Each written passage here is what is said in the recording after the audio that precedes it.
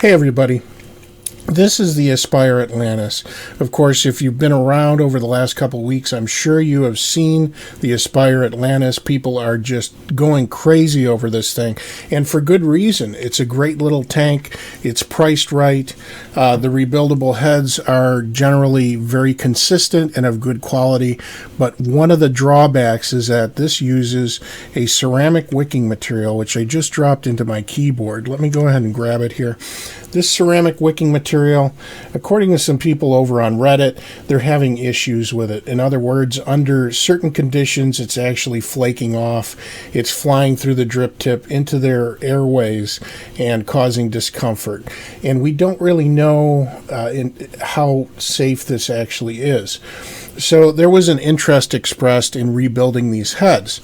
Now, one of the benefits that we have, of course, is the Atlantis heads are substantially larger than the much smaller Nautilus heads. And the Nautilus heads have always been something that I've struggled rebuilding. Not so with the Atlantis heads, because what we're doing is we're not actually rebuilding them, we're just replacing the wicking material.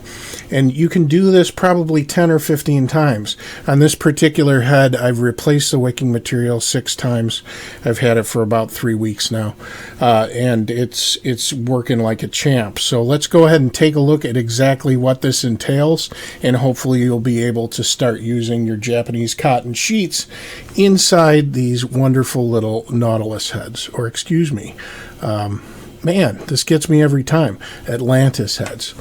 Let's bring it down to the desk. Okay. So here are our stock Atlantis heads. And I'm going to go ahead and take this screen. This screen will pop right out. So I'm going to stick a little screwdriver in there. And I'm going to pop the screen right out. You do want to save that. That's actually your spit back protection. And as you can see, this coil is a little bit gunked up. I've been using this for about a week and a half. Plenty of tanks of juice have gone through that. Now here is your center pin. Okay. So you're simply going to take a screwdriver or some sort of a little driver and very gently pull that pin out. And as you can see, when we pulled that pin out, you can see that one of the leads was trapped against the inside of this rubber grommet. Now the grommet needs to come out. For this, I'm just going to use a pair of pliers, or you can use a pair of tweezers. Try to be careful because this is a soft material. It's almost like a rubber material. And make sure you're not actually grabbing the wire from the coil. And I'm simply going to try to pull this out. There we go. All right. And we're going to keep that rubber grommet because we need that to actually isolate one of the leads against the outside. So you're going to have one touching the outside of this head and one touching the center pin, which we already removed. Now the easiest way to slide this out is with some sort of a large diameter rod or with a screwdriver. I don't have the screwdriver I used before handy, but the easiest way to get these out is to push them from the bottom. So I'm going to try to find this tool. What did I do with it? I believe this will work. So I'm going to take this, and from the bottom, I'm going to push towards the top.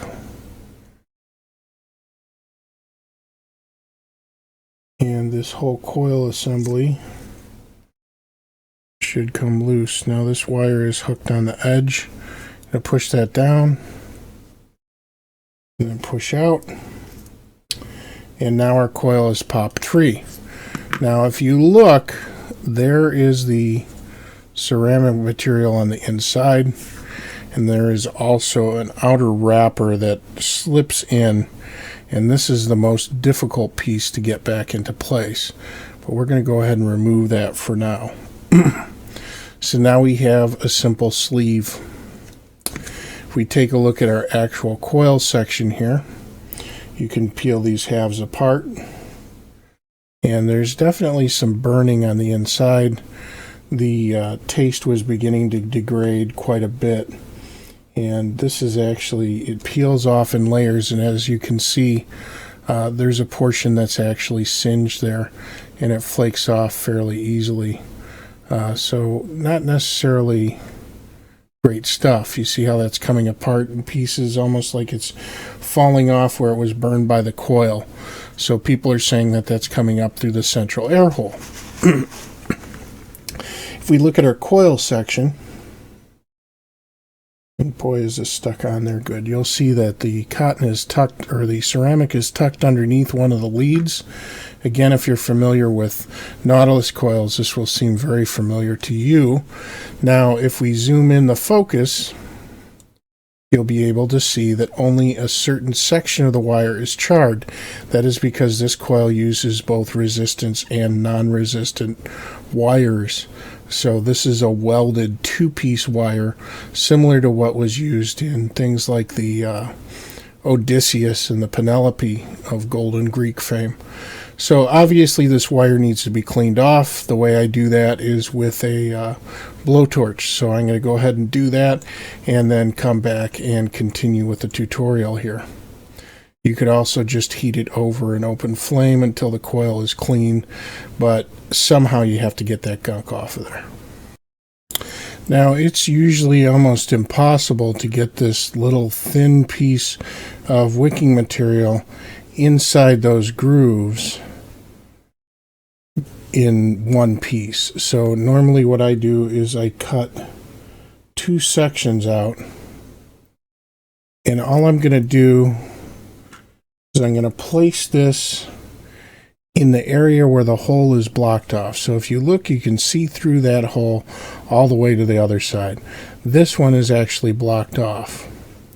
So what you want to do is prevent the tank from over-wicking or overfeeding, which it could very easily do without having anything in place. So I'm simply going to take a piece, and I'm going to kind of eye it here, but I'm going to cut a little bit more off of this. And it's not really an exact science, but I'm going to take this piece and I'm going to drop it in there and try to push it into the same area so that you can see wick through that hole. Okay, and this came out of the atomizer. The easiest way to do this is with the aid of a dental pick. So hopefully you have one. If not, I recommend you pick one up.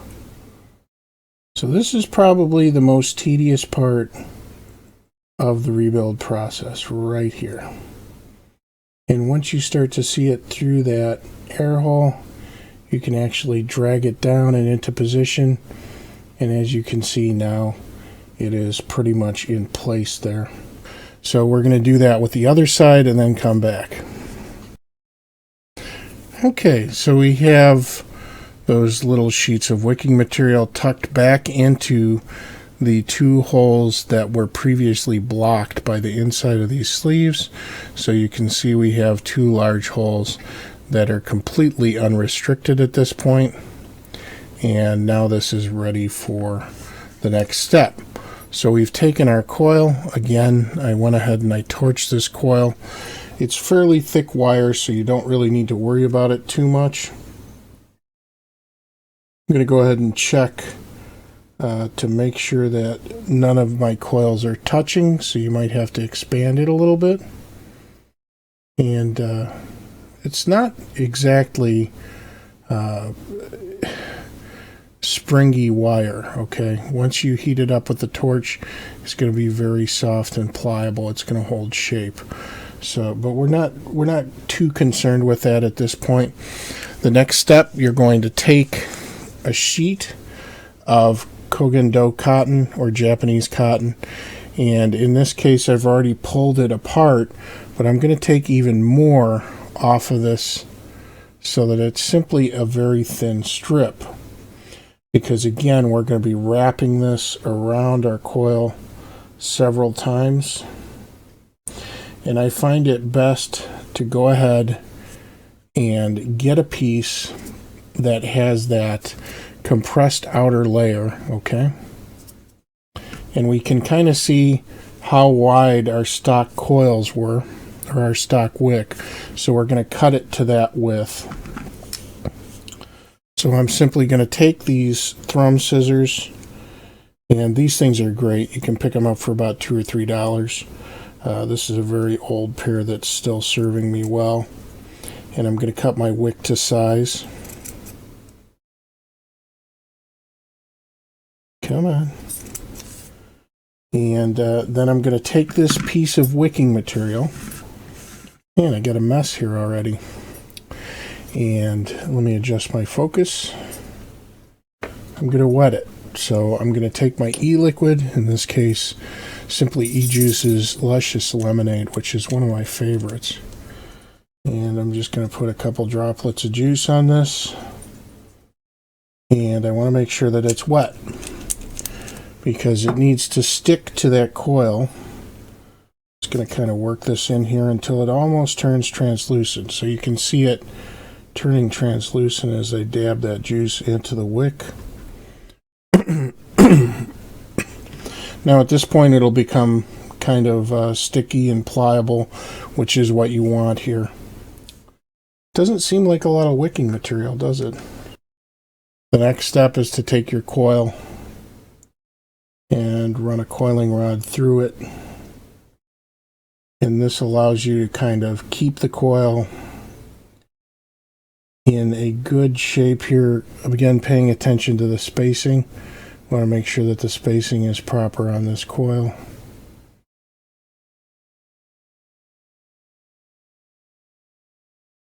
And you might have to tweak it just a little bit.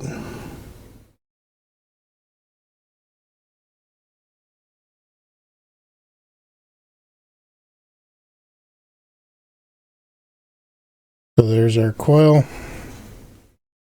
And what we're going to do is take our wick and wrap our wick around it. Trying to keep the wick tight into this coil, as tight as possible. So apply pressure to it and wrap. That's why the coiling rod is essential at this point. As you can see, our top coil is not really tucked in there. So that we're just going to bring down on top of this once our wick is wrapped. So we have a thin piece of cotton, and we're going to take our top lead, wrap it down over the cotton like that. Okay. And again, central hull is unimpeded because that is where your airflow is coming from. So we need to make sure that. Now I leave the building rod in it, and at this point, let me clean up some of this mess. We're going to take our tube, and I like to slide these in from the top, but these leads are kind of sensitive at this point, so usually I've been sliding it in from the bottom. And paying attention to the way you twisted your wick, you're going to twist in the same direction, and at the same time twist the chimney with your other hand, and it should slide right into place. Again, I'm leaving my coiling rod in. I'm pushing this down. So if we look at this thing, let me adjust my focus again. Again, this is much faster to rebuild off camera. We can see that one of our leads is actually caught against the side there, which is what we want, because that lead is going to be trapped by our rubber grommet. So now we're going to take our rubber grommet, and again, you have to make sure that the central lead is inside. Okay. And we're simply going to push it into place. Like so. So now, what we have, this is a little bit deformed, but don't worry about that, because once we put the center pin in place, it should square right up. We're going to take our center pin and we're going to push our center pin into place and use our center pin to actually push the coiling rod out of place. Okay, like so. And I'm going to take our coiling rod and push down and even out that coil in there. So even it out a little bit. We're going to take our screen and push it back in place. It's a fairly straightforward operation if I can get it, if I can pick it up with my sausage fingers. There we go.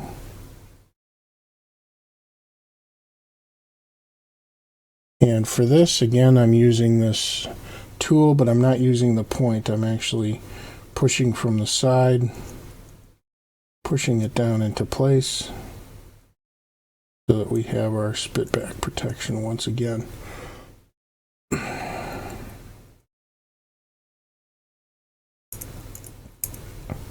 There we go.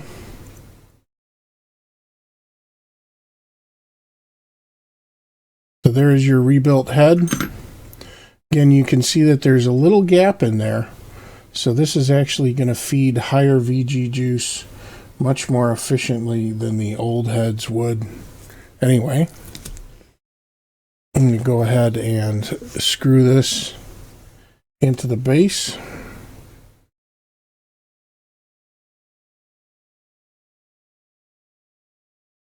And normally, because this is cotton, even though the cotton was wet, I usually like to drip a very small amount because you don't want it coming through the center hole, but I like to prime it just a little bit. So I'm just going to run a little bit of juice inside there. And take my tank.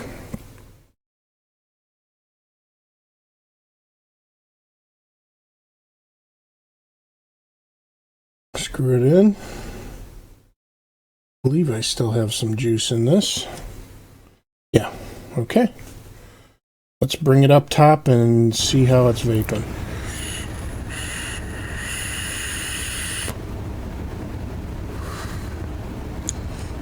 .26 watts.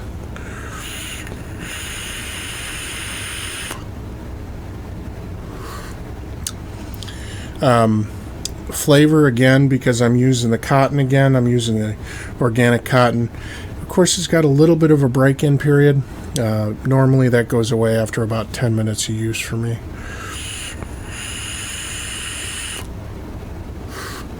Again, I'm right on top of the camera, right on top of the microphone here, and as you can hear, no gurgling.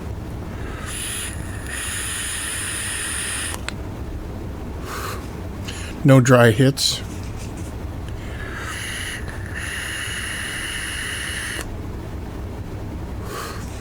And I've actually pushed these a little bit further than the stock Atlantis coils. I have brought these up to close to 50 watts with no issues.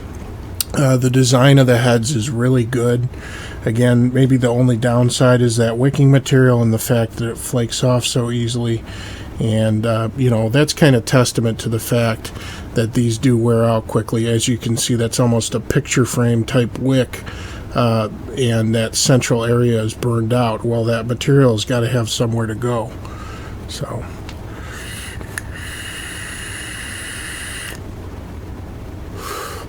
performance is great. I know people don't like it when you blow plumes straight into the camera, so let's do a side shot.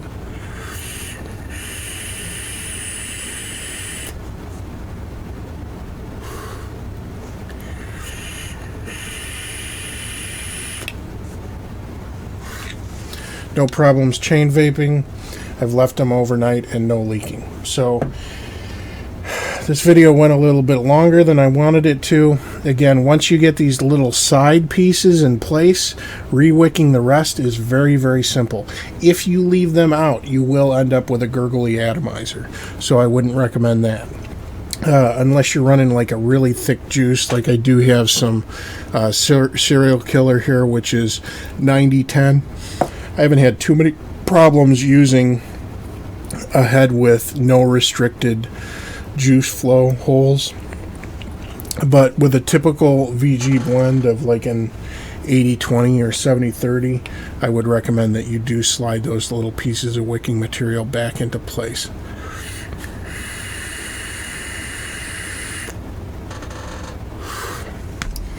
Thanks for watching.